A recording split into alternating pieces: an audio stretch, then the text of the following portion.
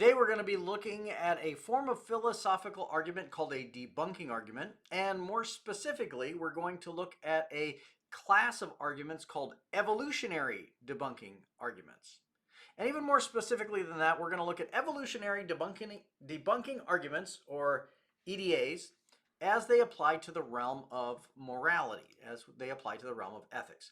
This is a subject on which I wrote a dissertation, and a subject that I find fascinating.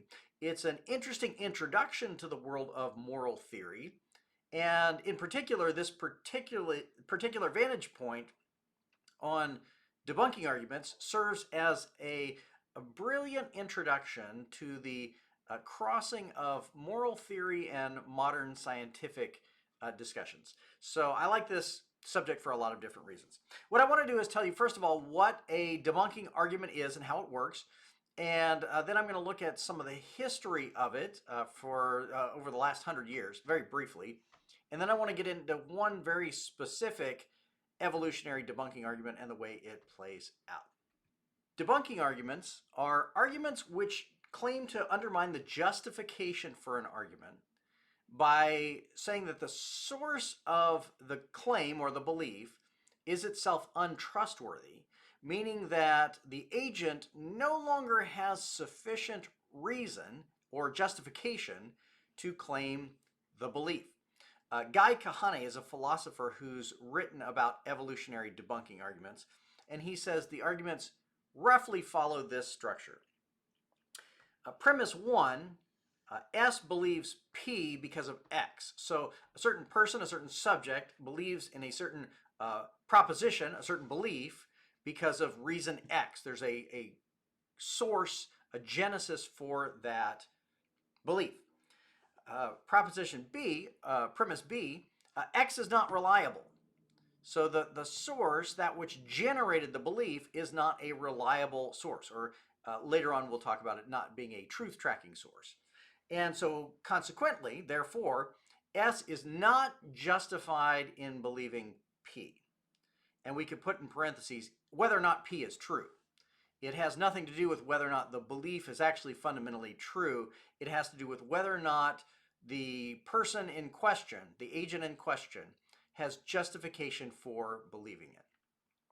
So, for instance, if my beliefs come from an evolutionary process that has lended itself to the creation of my brain, and my brain then generates the beliefs that I hold my beliefs because of a certain a process that has generated my brain and my mind.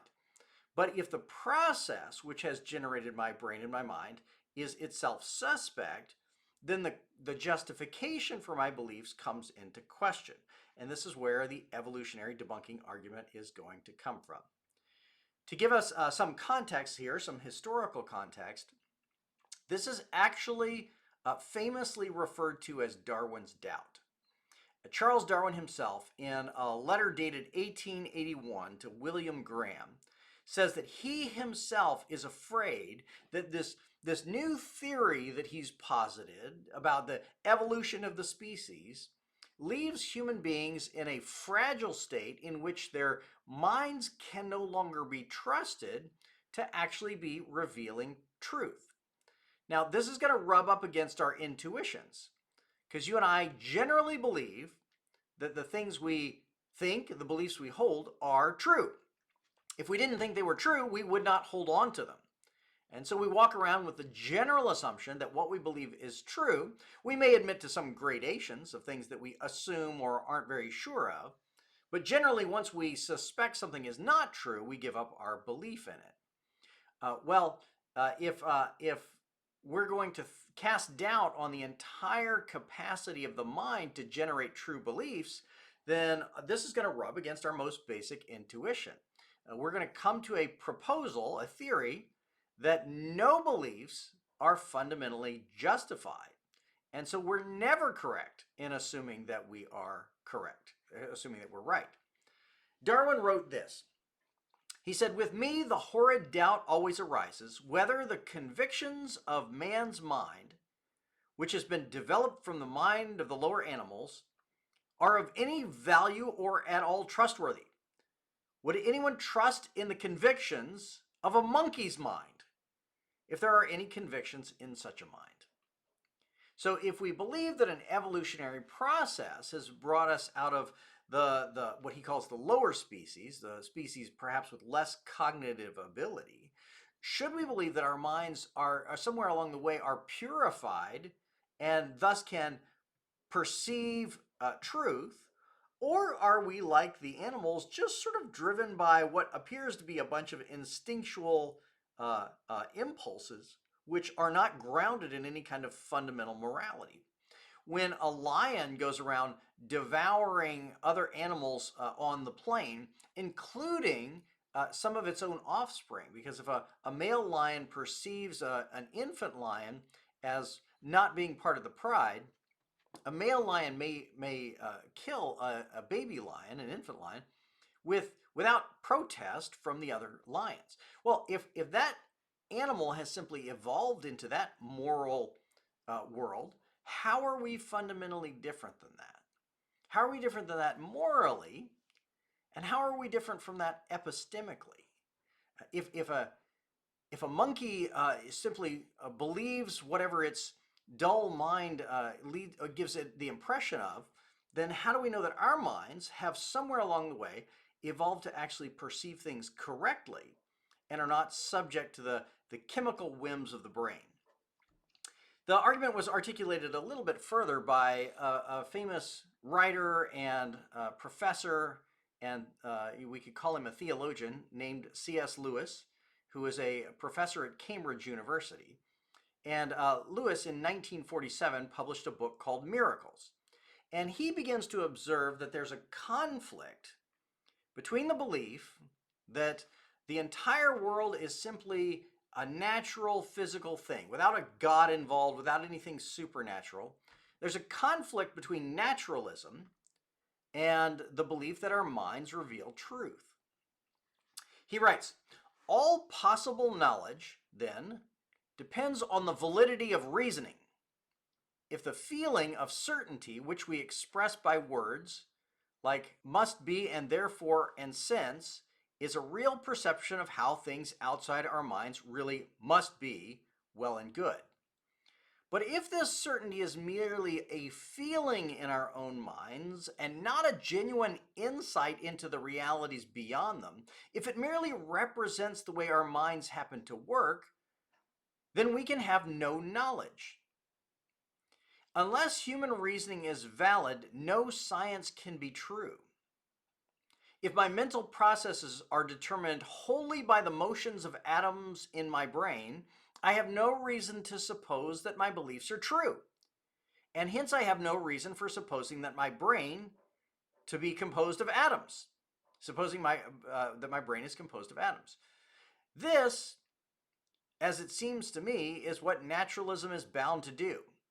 It offers what professes to be a full account of our mental behavior, but this account, on inspection, leaves no room for the acts of knowing or insight on which the whole value of our thinking as a means of truth depends.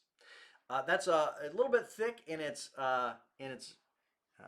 British wording and its academic phraseology. But what he's saying is a simple thing. If my brain is simply a bunch of particles bouncing around, why should I believe that those particles bouncing around reveal to me accurate truths about the world around me, as opposed to just creating their own imagery within my mind, whether or not it's true? How do I know that my brain accurately perceives the world around me? The immediate intuitive response, and people are quick to answer with this, is to say that, well, it's selectively adaptive for my survival if I perceive the world correctly. I need to be able to see things in my environment that are a threat to me so that I can avoid them. I need to perceive accurately in my environment things that would provide sustenance for me so that I can eat and live and survive. So I have to have an accurate perception of the world around me. But that's not true. Intuitively, it seems like it should be, but it's not. If my brain has only evolved for the purpose of survival, then it could be the case, in fact, it likely is the case, that my brain has evolved to concoct certain false beliefs because those false beliefs better lend themselves to survival than true beliefs. I'll give you an example.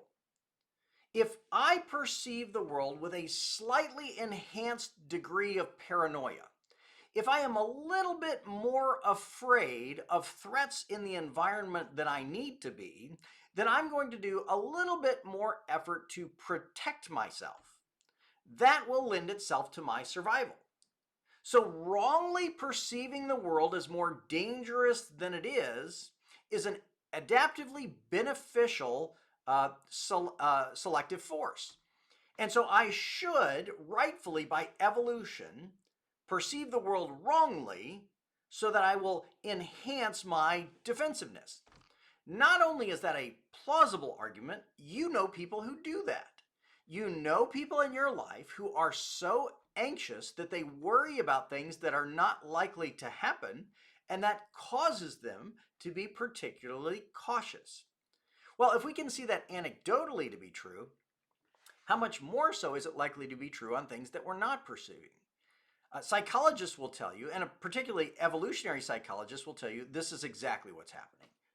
Our brains are inclined to cognitive distortions which are wrong, and yet nonetheless which promote survival.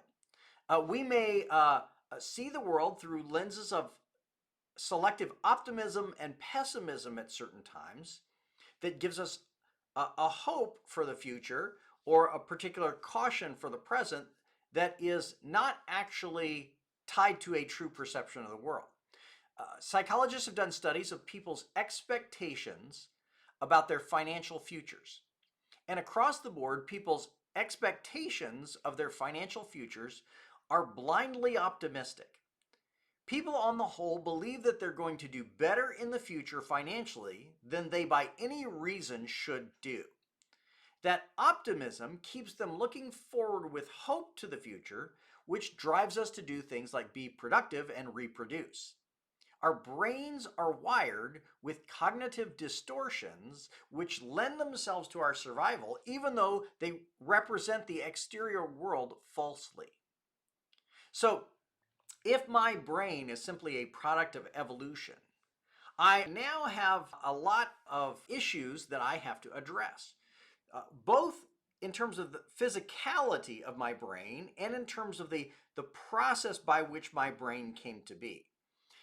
If we accept the world as simply physical, simply particles bouncing around, there's no inherent insistence that a species within the physical universe should perceive the world completely correctly. And if evolution is the process by which my brain got to be where it is today, we can identify all kinds of steps along the way in which adaptations would have distorted the truth tracking ability of my mind. Okay, so that's an introduction to the history of evolutionary debunking arguments. Now let's get a little bit closer to the modern day and see how this argument came to the fore.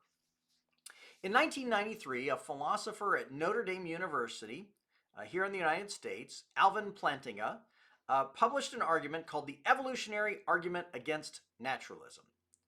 In this argument, he intends to posit that evolution as a theory and naturalism as a theory stand in conflict with one another.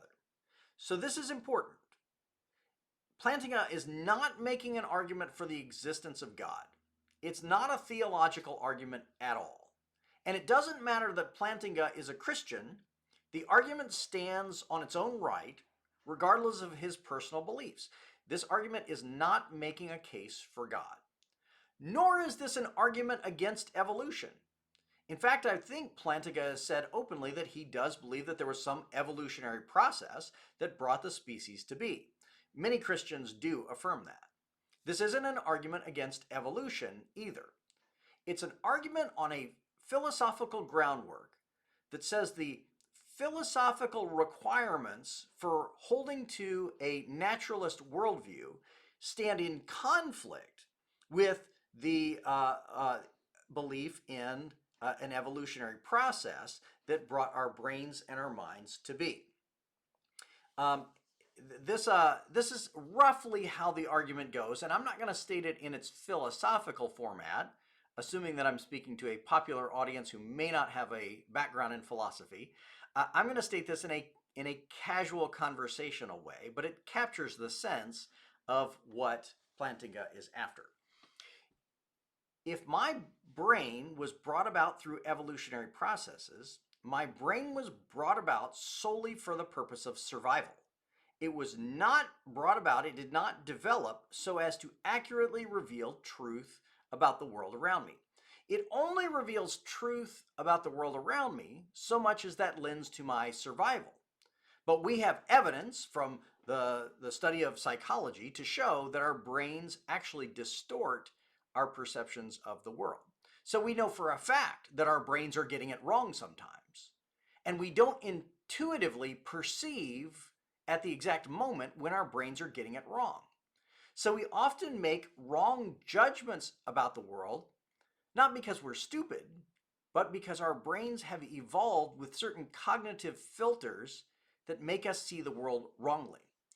Plantinga would say, as someone who believes in evolution, this is simply a logical conclusion of evolutionary selective pressures designing our brains to lend themselves to the survival of the species and not to some kind of philosophical, virtuous commitment to the truth.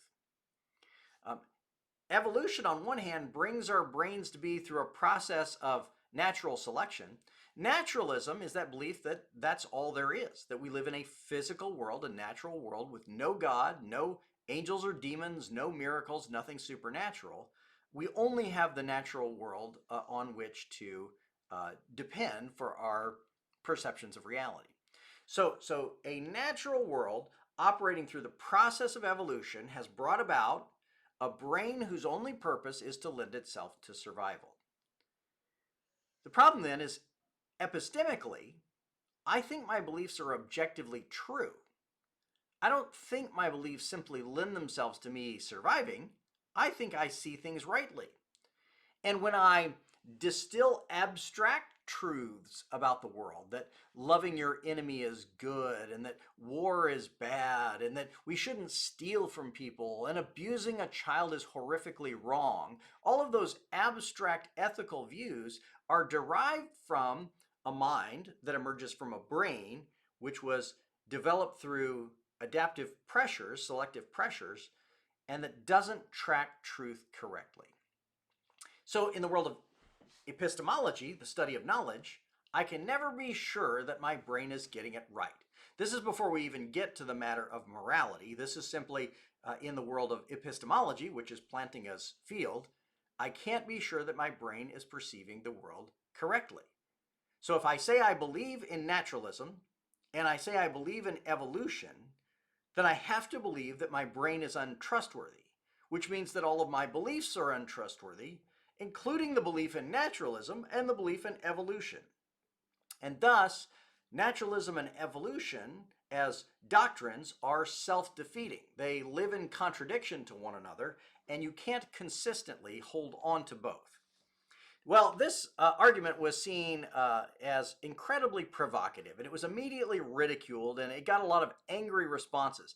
There was a book called Naturalism Defeated ? That came out in 2002, which is a collection of essays responding to Plantinga's theory, Plantinga's paper.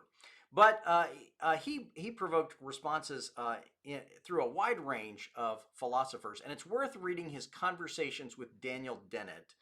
They published together some thoughts on this theory, and Dennett is typically sarcastic and dismissive, though he has a brilliant mind.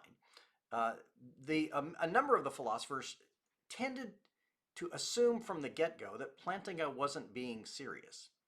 But in fact, Plantinga's argument is a powerful and realistic philosophical argument which casts a kind of extreme skepticism on naturalism generally. So it has provoked a lot of responses through the years, and Plantinga seems to have had fun responding to them.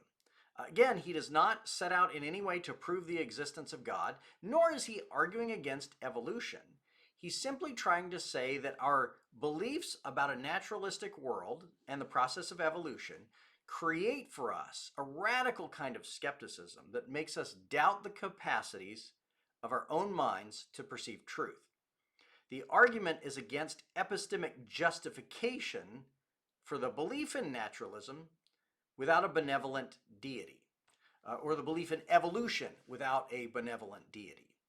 If, like Plantinga, you believe that there is a benevolent deity, then evolution is an entirely plausible theory for how the species came to be.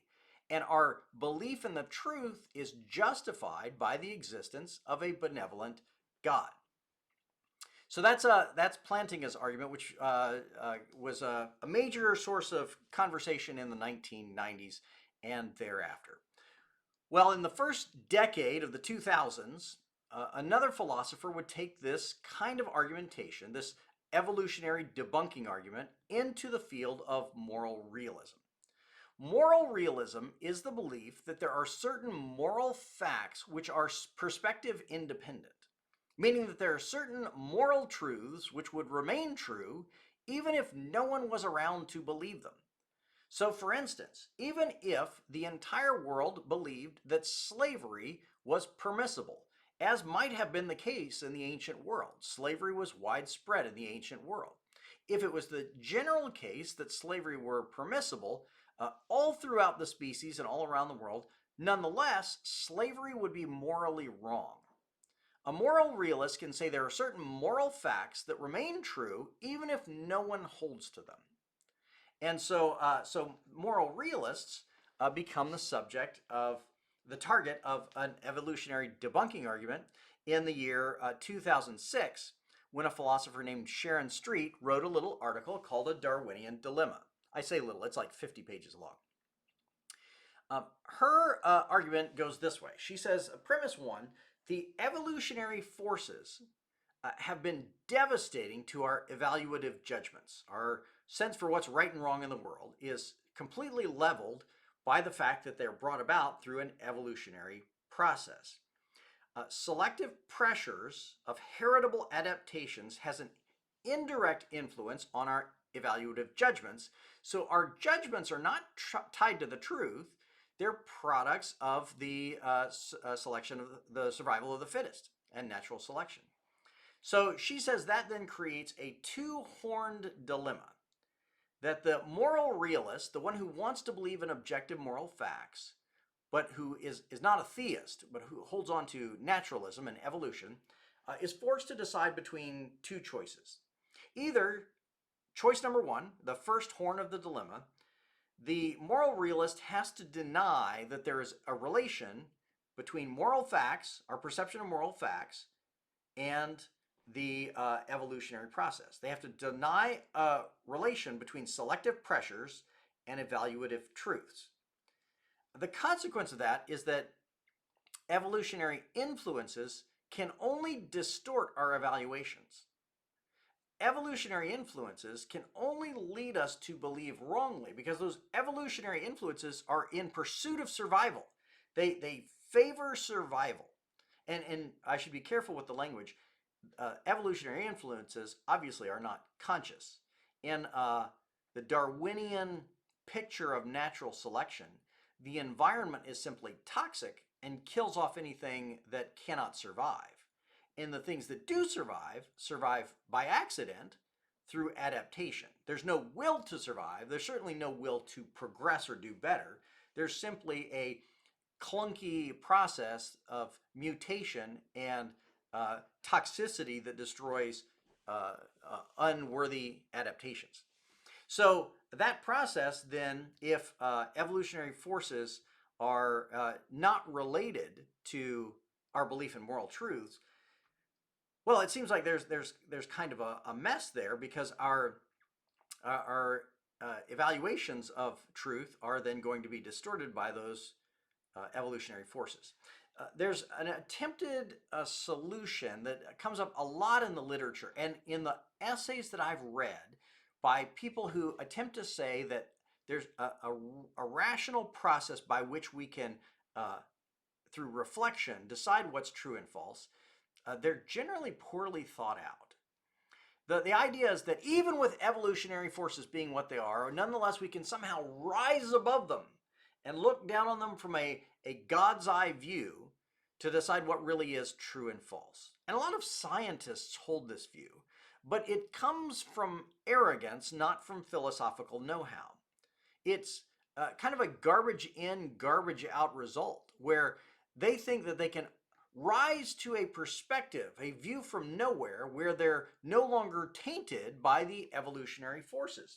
The problem is, anything that allows them to achieve a perspective of rational evaluation is itself distorted by the evolutionary processes that got them there. There's no way to step out of the evolutionary processes so as to know that their evaluations are correct. There's some sophisticated way that philosophers debate that, but in my assessment of the literature, they never get past Street's argument. The second horn of the dilemma, then, if denying a relationship between selective pressures and evaluative truths doesn't work, the second horn of the dilemma is that the moral realist would then say, well, there is a relation. What type of relation is it? Sharon Street asks. Well, the first type of relation that the moral realist would try to stand on is to say that there's a tracking account, that selective pressures cause us to track truth because it leads to survival. Again, if I can perceive a threat in the environment, I can protect myself from it. If I can perceive nourishment in the environment, I can seek after it. And so truth tracking is selected for by the adaptive pressures. The problem is, Street says, well, look, this is now a scientific theory, and the way we choose scientific theories is already established in the literature. In science, we choose the simplest and most likely explanation, and that's not what this is. She said if you want the simplest and most likely explanation, you're going to look not for a truth tracking account, but for an adaptive account. An account in which evaluative tendencies were adaptively selected because they promoted survival, not because they tracked truth. So for instance, you look at reciprocal altruism, where if someone does good to me, I do good back to them. And that creates a more pleasant society, and our mutual respect for one another lends to our mutual survival and the benefit of our civilization. Well, adaptively, we can easily account for how that came about. Adaptively, that allowed our family to survive more. That allowed our tribe to survive more. It lent itself to survival. But that had nothing to do with truth tracking. It doesn't lock into some moral fact and then seek to establish it. It's simply kin altruism for the sake of survival. So again, that doesn't lead us to moral facts. That just leads us to survival, which we've already said is not the grounding for moral facts. The best responses to Street's dilemma come from moral realists like David Enoch, and he tries to assert that pain is fundamentally bad and that somewhere early on in the evolutionary process, badness supervened upon pain, and so that morality has always linked itself to pain and pleasure. And so that becomes a justification for asserting that our minds are always basically truth tracking because we always think pain is a little bit bad and pleasure is a little bit good. Street actually addresses this in her essay, and will say that that we're still subject to the tainting of the evolutionary processes. And there's also sort of just a wild coincidence that moral good and bad happen to supervene coincidentally on pain and pleasure with no real obligation for those two to be connected. So fundamentally, Street's argument is seen to be pretty devastating to moral realists who are naturalists, because it looks like there's no way to claim that our brains, through an evolutionary process, would come to seek out and correctly perceive the moral facts of the universe. Facts which, remember, exist whether or not we perceive them. The moral realist looks like they're in an awful situation of having to abandon their moral realism. Evolution seems to undermine the idea that there's an objective moral truth and that human morals are no more valuable than the values of lions or sharks or praying mantises, where if one member of the species chooses to kill off another, there's no great moral rallying cry against it. It's simply what evolution has inclined that species to do. What if all human morality is simply that? Simply a product of evolution that has made us the way we are with no good reason for it. Well, there are only two options then. Either we abandon moral objectivity and say there are no fundamental moral truths. We're just animals. We've evolved the way we have, and we have certain feelings about morality, but that's all they are. And maybe we can create social contracts so that we can live together in a peaceful society. And maybe those can be tied to some kind of utilitarian theory where we try to do the best for the greatest number of people. But there's a tug in our hearts that says, I don't want to give up objective morality. I want it to be the case that slavery is always wrong, even if through social contract and utilitarian philosophy, someone were to assert that slavery is beneficial for the greatest number of people. I still want it to be objectively morally wrong. I want it to be objectively morally wrong that for a child to be tortured for fun or for a woman to be raped. You could argue that through evolution and social contract, there are places for things like that to exist in a moral world, but I want them to be morally wrong in all cases. I'm not ready to abandon objective moral facts. Well, the other option is to abandon naturalism. Not evolution. You don't have to give up evolution, but to abandon naturalism, the belief that the natural universe is all there is.